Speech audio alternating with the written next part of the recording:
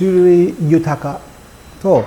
アメリカンスタイルにちなんだ作りと言えるかなと思うんですけれども、種類豊かというと普通のラガービールじゃなくてフルーツ入れたビールとか、とってもふんだんにホップ投入して結構味付け濃いのビールとか、酸味がついたその夏に合うビールとか、いろんな種類が多くて、でアメリカンスタイルというとクラフトビールの原点はアメリカで、毎年なんか新しいスタイルが、新しいビールが、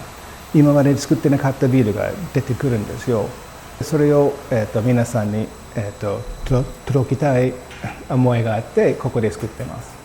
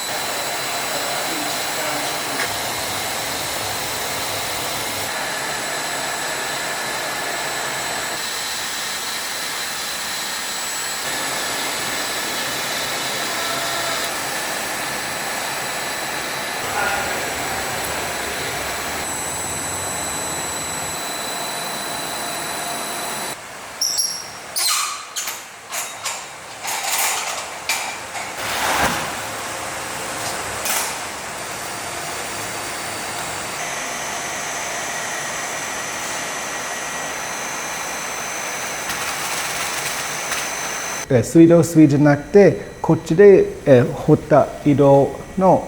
地下水を使っています。硬水の水で硬い。で、その硬い水ですと、ミネラルが多くて、こういう硬水が、ホップの相性が良い。だからドイツのラガーは軟水が多いので、モルトが軟水が相性が良い。で、硬水がもうちょっとホップが相性が良いので、適しているんじゃないかなと思います。で、皆さんの、意見とか取りまとめて、新しい味、今までなかったビールを作り出すのが一番、面白くて一番刺激になる、仕事ですね。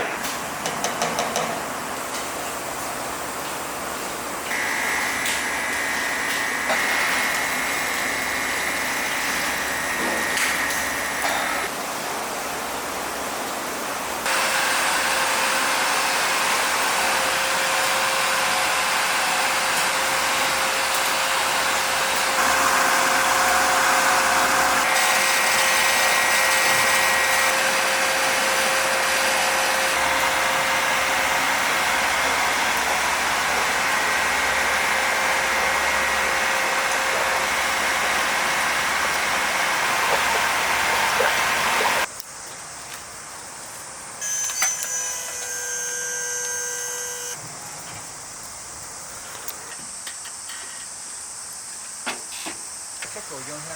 キロぐらいで詰めると思います。で、次回この